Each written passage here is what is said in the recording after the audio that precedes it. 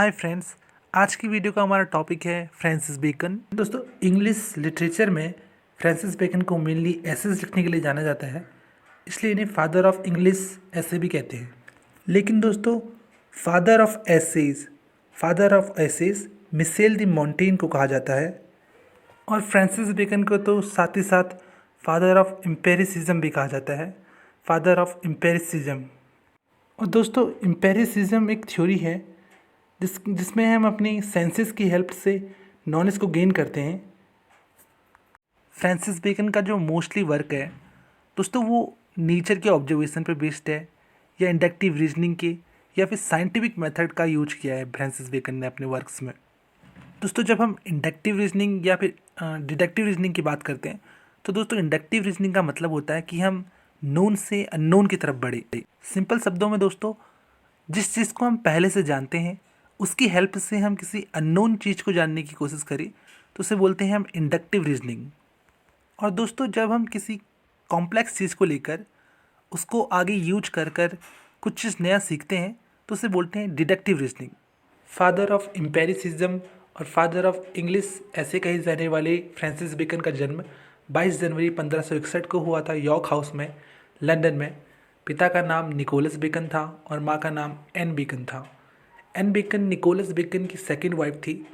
N bacon की बहन की शादी विलियम सेसल से हुई थी, जो कि विलियम सेसल एडवाइज़र भी थे क्वीन एलिजाबेथ फर्स्ट के। तो फैमिली बैकग्राउंड तो बहुत अच्छा था इनका, लेकिन बचपन से ही फ्रांसिस बेकन बीमार रहे प्लेग के कारण। इन्हें बचपन में घर में ही ट्यूशन दिया गया। ट्यूशन इन्हें जॉन वॉल्सल ने दिया, जॉन वॉल्सल, WALSHALL।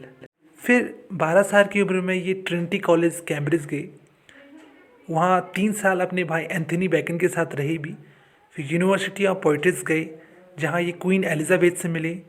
क्वीन एलिजाबेथ ने इन्हें द यंग लॉर्ड कीपर भी कहा था, द यंग लॉर्ड कीपर। फिर दोस्तों, ये ग्रेज इन चले गए और वहाँ एमियस पॉल्ट से मिले, जो कि इंग्लिश एम्बेसडर थे पेरिस में। फिर इसके बाद ये अब्रॉड चले गए। अब्रॉड में ये ब्लॉइस, पोइट्रस, टॉर्स, इटली, स्पेन घूमे और तरह तरह की लैंग्वेज इन्होंने सीखी।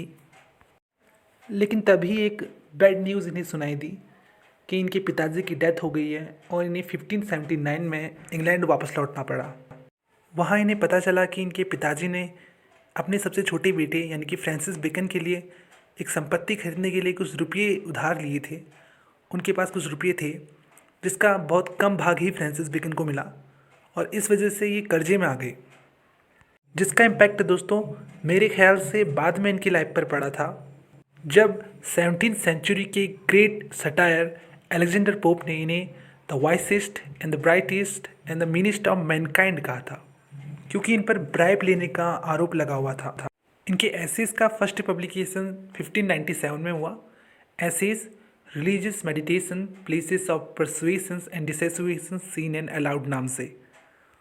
फिर 1612 में सेकेंड एडिशन पब्लिश हुआ, जिसमें टोटल 38 एसेज थे।